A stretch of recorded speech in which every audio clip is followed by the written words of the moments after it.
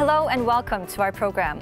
While the two Koreas are making all-out efforts to facilitate inter-Korean cooperation projects to implement the Pyongyang Joint Declaration, the timing of a second summit between the leaders of North Korea and the U.S. still remains in the air.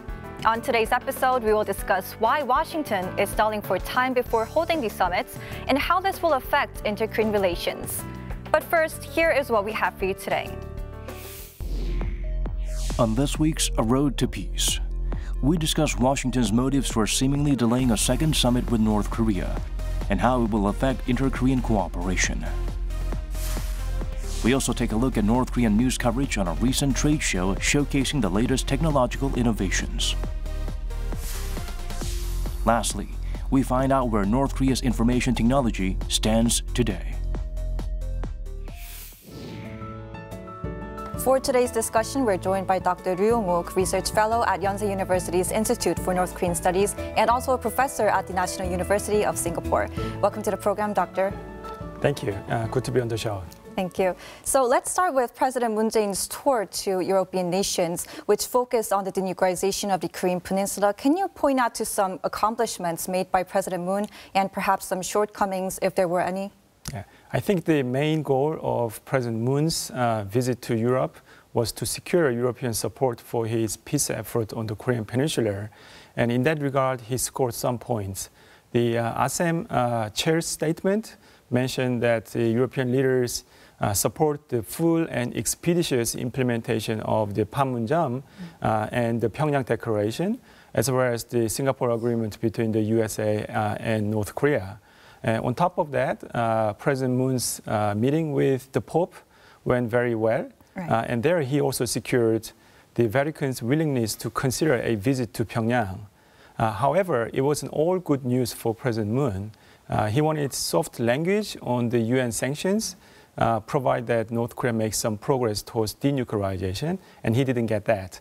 The same ASEM chair's statement clearly mentions that the UN sanctions on North Korea will remain in place until such time that North Korea achieves complete, verifiable, irreversible dismantlement of not just nuclear weapons, but also other weapons of mass destruction. So I think overall it was mixed result for President Moon. I see. And the second summit between North Korea and the U.S. were supposed to take place maybe perhaps in the end of October, and then it was pushed back to after the U.S. midterm elections, and now it looks like it's not even going to happen this year. What do you think are the intentions behind Washington's delay in these talks? Right. I don't think Washington is deliberately delaying the second summit. Washington would like to get concrete and tangible outcomes from the second summit. From the first summit, after the first summit, there was some domestic criticism of President Trump that he didn't gain much out of the Singapore summit. So I think Washington wants to be slightly more cautious with the second summit and want to make progress on the denuclearization issue. By the way, I don't think it's just Washington that is being patient with time. Pyongyang is also okay with delaying the summit until next year. Both sides believe that time is on their side. And they want to maximize their interest without making much concession to the other. I actually have some questions on what you just said. You said that North Korea also thinks it has a lot of time on its side, but with the sanctions and with the declaring to the end of the Korean War, why does it think so? So if you compare the current situation to 2017, when pretty much the international community was putting pressure on North Korea, that includes China. Currently, Russia and China have eased up their sanctions on North Korea, so there's some room for breathing for Pyongyang. So I think that's why Pyongyang thinks that it has time on its side. Washington, on the other hand, is probably slightly more under time pressure. But then again, after the midterm elections, Trump does not have to hurry into making progress on North Korean issues. So I think that's why they want to make sure that this time they want to get concrete and tangible outcomes out of the second summit. Are you saying that because you think the Trump administration is going to win the midterm elections? Regardless of that? It's anybody's guess, right? I think that Trump faces a tough election this time, especially because of the trade war between China and the United States. So let's wait and see what happens. Right. Now, U.S. Secretary of State Mike Pompeo said that he looks forward to meeting his North Korean counterpart. But who exactly is this North Korean counterpart, and why is he saying this when not even the working-level talks took place between Stephen Biegun and North Korea's top diplomat, Choi Sun-hee? Right. I think the most likely candidate, the counterpart for Mike Pompeo, is Kim Jong-un. So he's the one who has been the counterpart to date, and he's the one who visited the United States earlier this year in May and met with President Trump in Washington, D.C. And handed over Kim Jong-un's personal letter to Trump. So I think he's the most likely counterpart for Pompeo. The main reason that Pompeo would like to have another high-level meeting with North Korea is precisely because of what you just said. The working-level meetings between the North Korean Vice Foreign Minister Choi Sun-hee and the U.S. Special Representative for North Korea, Stephen Biegun, has not taken place, right? So, and both sides need to sit down and discuss about the second summit. So they need to start the preparation for the second summit. The working level meetings have not taken place. That's why I think Pompeo would like to have another high-level meeting with North Korea. I think he will use the opportunity to reiterate the U.S. demand to Pyongyang that North Korea makes further steps towards denuclearization.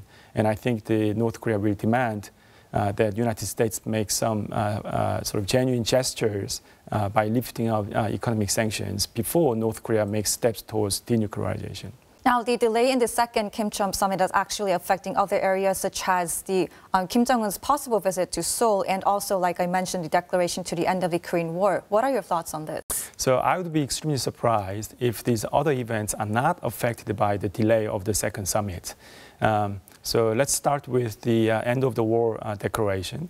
I don't think it's going to happen this year, right? So, because of the lack of sufficient progress on denuclearization, as well as the delayed second summit meeting between Trump and Kim Jong-un, I don't think the South Korea can proceed with the declaration ending the Korean War within this year. Whether Kim Jong-un visits Seoul within this year, I think depends on whether or not there are enough political and economic benefits for him to gain. Right? And here, I think there could be three possible scenarios. The first one is, if everything goes well between USA and North Korea, then he will definitely come to South Korea and visit Seoul. But as I just described, because the second summit is not expected to take place within this year, I don't think this scenario is likely. The second scenario is if South Korea makes enough economic concessions to North Korea or makes satisfactory progress on inter-Korean cooperation, then Kim Jong-un might visit Seoul. Here, I think South Korean government is in a dilemma. So on the one hand, the Moon administration would like to move as fast as possible on developing inter-Korean relations. On the other hand, South Korea, as a member of the international community, has to abide by the UN sanctions regime, right? So that's a tricky situation for President Moon. The third scenario is if North Korea gets pushed to the edge, as it was in the second half of 2017, Kim Jong-un might have an incentive to visit Seoul and utilize the opportunity to find a way out of his impasse or conundrum for North Korea. But I don't think that North Korea will find itself in a similar situation as it did in 2017, because Russia and China have already lifted up some of its sanctions on North Korea. So there's a greater breathing room for North Korea currently. Well, despite everything that you just mentioned, the South Korean government officials actually think that declaring an end to the war and all the things mentioned just now are actually possible to, they can happen within this year. Where are their beliefs grounded on? So I think they would like to proceed with the development of inter-Korean relations, and they don't want to give the wrong message to Pyongyang that South Korea is not interested in that department, right? But of course, South Korea has to maintain good relationship with the United States, and it's the USA that does not want South Korea to move too fast with inter-Korean development unless there are some positive grounds to be made on denuclearization issue. The two Koreas held forestry talks recently, and they're also looking forward to have the joint inspection on railways very soon, as well as the groundbreaking ceremony for that. But with the delay in the Kim-Trump summit, will these areas also be affected negatively? I don't think so. President Moon's top priority in his foreign policy is the development of inter-Korean relationship, including some of these development projects, even ahead of process on denuclearization issue. And this is clearly reflected in the Panmunjom Declaration as well as in the joint Pyongyang Declaration. So I think the Moon administration will seek to find ways to implement any form and type of inter-Korean cooperation, so long as it does not contravene the UN sanctions regime. Then, thinking from a different perspective, could the thorough implementation of the Pyongyang Joint Declaration actually work in favor of the North Korea-U.S. relations? Because when the two leaders of the two Koreas met, they actually provided a breakthrough in the START relations between the two sides. Right. I understand there's that view out there, and actually that's what North Korea argues and prefers. I think prior implementation of the Pyongyang Joint Declaration ahead of any process or progress on denuclearization front would not have any positive effect on U.S.-North Korea dialogue. As we all know, U.S. demands North Korea first make steps towards denuclearization before it considers lifting up some of its sanctions or developing more normal political relationship with North Korea. If anything, I think prior implementation of the Pyongyang Declaration by South Korea would create cracks in the U.S.-South Korea alliance relationship, and that's not a good thing. Then what can be done to prevent that? So South Korea has to, in accordance with the United States, in its approach to North Korea. Of course, South Korean government has done many good things in terms of showing or telling Pyongyang that there is a brighter future for North Korea if it decides to move towards denuclearization, and that effort should be maintained. But it should not proceed with giving aid or assisting North Korean development projects unless North Korea takes steps towards denuclearization. Now, my next question is kind of related to this. The sticking point in implementing the Pyongyang Joint Declaration is actually the possible violation of sanctions on North Korea. But then some people say that it's non-commercial projects and things that are concerned to public utility are not exactly in violation of those sanctions. What's your thought on this? Okay, so if these projects are indeed non-commercial, they are not violating the UN sanctions regime. But I cannot see, for example, the railway connections, how they could be non-commercial in the sense that they would not generate economic benefits for Pyongyang. Right. So the entire purpose of UN sanctions on any country, including North Korea, is to create economic pressure on that target state. So any activity that would reduce economic pressure on the target state or creates economic benefits for the target state would, in principle, in violation of UN sanctions, right? If the Moon administration is in doubt about potential breach of the UN sanctions on North Korea, one thing it can do is to approach the UN Sanctions Committee on North Korea and ask for an opinion. If the Sanctions Committee says it's okay, that none of these, all of these programs, development projects, are not in violation of UN sanctions, then the Moon administration would be good to go with these projects. Then can we also talk about how the forestry projects could violate the sanctions? Because some people say that the machinery would have to be involved, and perhaps even the involvement of pesticides could be a potential way to make chemical weapons for North Korea? Right. I think that's an extreme view. So my personal view is that the forestry cooperation is not in violation of the UN sanctions because they are not shifting trees, they're actually shifting the lumbers, right? So I think that's okay. The Moon administration is okay on that front. As I said, if it's really concerned, then it could approach the UN Sanctions Committee for an opinion. But then again, I think the way UN Sanctions Committee works, it's all political. So if any one member of the Sanctions Committee does not agree with the South Korean government, for example, then it could exercise veto power. So then the Sanctions Committee will find all of these programs are in fact violating the UN sanctions, and that puts South Korean government in a very peculiar position.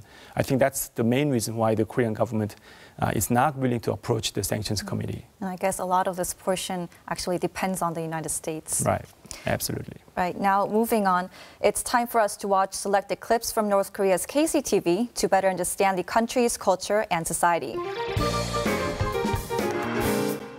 전국 정보화 성과전람회 2018이 15일 3대 혁명 전시관에서 개막됐습니다.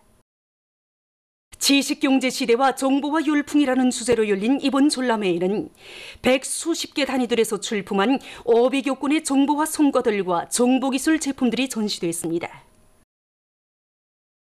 이번 전람회의 특징은 인공지능, 대자료, 검색 기술과 같은 최첨단 정보기술 분야에서 이루어간 성과들과 조작 체계와 각종 소프트웨어 제품들이 많이 출품된 것입니다. 그리고 정보기술 장치 생산 부분에서 이루어간 성과들, 정보기술 공사 부분에서 이러한 성과들이 많이 전시된 것이 특징입니다. 우리 국제전자기술사에서는 이번 전람회에 새로 개발한 지능형 텔레비전과 지능형 화면열의 반주기를 비롯한 전자제품들을 출품하였습니다. 그래서 이번에 출품한 지능형 제품들은 모두 핵심부인 주기판 설계로부터 프로그램 작성에 이르기까지 100% 우리 심가기술로 완성한 개발 창조형 제품들입니다. 우리 보급소에서는 이미 전에 망 텔레비전 다매체 일람기를 통해서 이용하고 있던 국가망에 의한 이 자료봉사 체계를 판형 컴퓨터와 선전화를 비롯한 각종 이동통신 기지들에서 이용할 수 있도록 새롭게 개발하였습니다.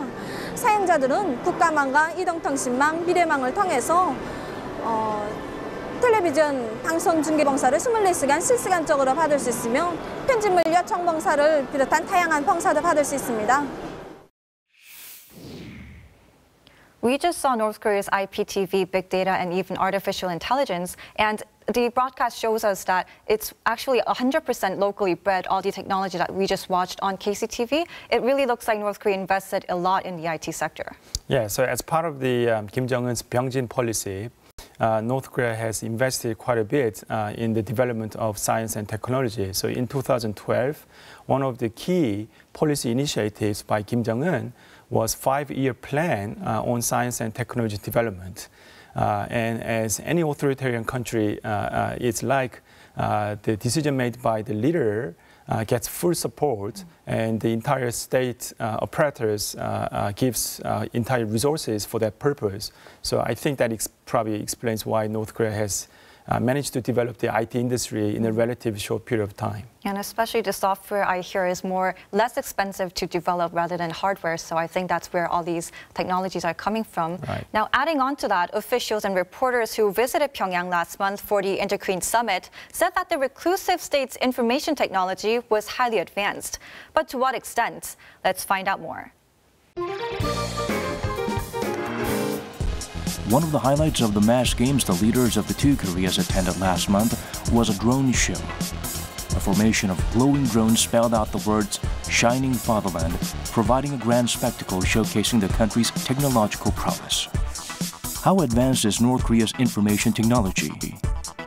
We take a look at where it stands today. Another eye-catching sight from the Pyongyang summit was North Korean leader Kim Jong-un's sister and close aide Kim Yo-jong clutching onto her smartphone throughout the entire event. It made many outsiders wonder about the level of smartphone usage in the reclusive state. According to International Telecommunication Union estimates, roughly 4 million people of North Korea's 25 million population, or 1 in 6, own smartphones. Smartphone penetration is growing quickly, especially in the capital city of Pyongyang. 평양 같은 경우로는 한 200만 명이 좀 살고 있는데요.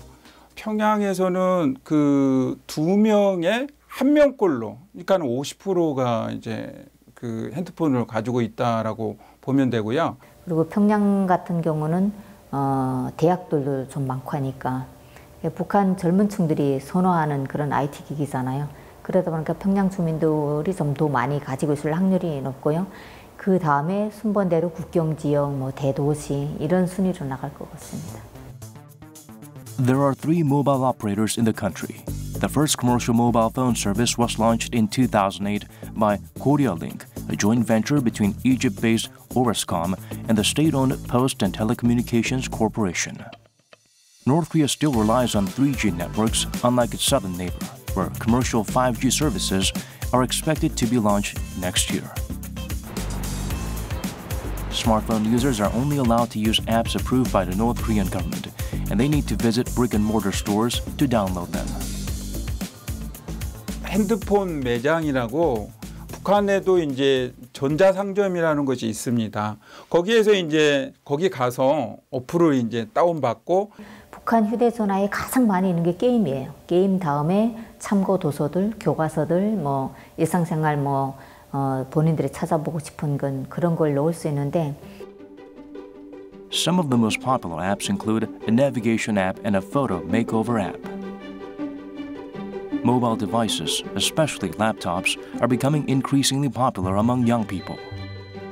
대학생들 속에서 가장 인기 있는 게 노트북이라고 하더라고요. 그래서 제가 얼마 전에 북한 동영상을 하나 받은 거였는데 그 집 동영상에 흘러가는 그 집 방바닥에 노트북이 아주 좋아 보이는 노트북이 2개나 충전을 하고 있더라고요. 그러니까 그걸 봤을 때 일반 대학생들 가정이 있는 집들은 다 한 대씩 있지 않을까 싶습니다. The Western-educated young leader Kim Jong-un is largely credited with the growing integration of technology in the everyday lives of North Koreans. He saw information technology as the key driver of future growth and has made heavy investments in relevant sectors since he came to power in 2012. IT 인력의 한 사람의 예를 들어서 $1,000가 들어간다고 한다면 그 인재를 양성을 해서 그 후에 이제 IT 그 인력을 이렇게 중국이라든지 다른 쪽에 이제 이렇게 보내서 돈을 벌게 되는 게 $10,000가 된다고 한다면 $100를 그 투입을 해서 $10,000라는 수입을 얻기 때문에 북한에서는 이렇게 수익성이 가장 높은 그런 어떤 그 산업이라고 할 수 있습니다. In particular, Pyongyang is focusing on fostering engineering talent instead of infrastructure that requires huge investments. It has added information technology to school curriculum. 예전에는 컴퓨터라는 그 이름으로 아이들한테 가르쳐 줬는데요. 최근에는 정보기술 이런 교과서가 따로 나와요. Recently, North Korean state media released photos of students and teachers at Pyongyang Teachers University using VR technology in the classroom. Thanks to the state's policy drive, it is believed that North Korea's software technology has reached a highly advanced level. 북한에서는 소프트웨어 기술이 아주 뛰어납니다. 특히 이제 전 세계적으로 하드웨어 수준은 다 보편화가 됐어요. 그렇기 때문에 소프트웨어 실력이 누가 많냐에 따라서 4차 산업혁명을 선도할 수도 있고 그다음에 가상현실, 증강현실 이런 것들을 앞서갈 수가 있거든요. North Korean rocket and satellite technology has already made significant progress in recent years. Experts say its applications in the consumer product industry may open up new possibilities. With the world now entering the era of fourth industrial revolution, attention is now turning to the synergies that can be achieved with inter-Korean cooperation in technological innovations. 자본력, 북한의 소프트웨어, 이 어떤 기술 산업이 결합이 된다고 한다면 정말 전 세계를 정말 이렇게 진동시키는 그런 어떤 그 하나의 윈윈 가능한 그 IT 산업이 이루어지지 않을까 그런 생각이 됩니다. Expectations are high for the opportunities and possibilities North Korea's technology sector has to offer. I actually had no idea that North Korea was one of the leaders in IT technologies, especially in software. Did you know this? What are your thoughts on this, your reaction? I'm also surprised, right? So there's always something new to learn about North Korea. But then again, it may not be all that surprising. So North Korea is one of the top countries with the best hacking abilities and cyber attacks. So given that, maybe it's not all that surprising. That's true. And so inter-Korean cooperation right now is just limited to forestry and railways. But what about the IT sector, with South Korea being a traditional IT powerhouse and with North Korea's capabilities in this area, I think there's a lot of potential there. Absolutely. So I'm all for inter-Korean cooperation, but we have to remind ourselves that we cannot cooperate with a country that develops weapons of mass destruction, including nuclear weapons, and targets you and your alliances around the world. And that's going to be really difficult to cooperate. Right. And in addition, there are UN sanctions regimes that are placed on Pyongyang. So the first, foremost, and necessary step for inter-Korean cooperation must be North Korea's denuclearization. And let's keep fingers crossed that this time North Korea is serious about it. Right, we really need some concrete steps in order to pursue all these great advances for the two Koreas. Well, Dr. Ryu, thank you so much for sharing your insights with us today. Thank you. Thank you. Currently, smartphone users in North Korea are only allowed to connect to the country's intranet without having access to outside information. But with continued advances in technology, things may change. Hopefully, these changes will help North Korea promote economic reform and democracy. And this is where we wrap things up. We'll be back next week. Thanks for watching.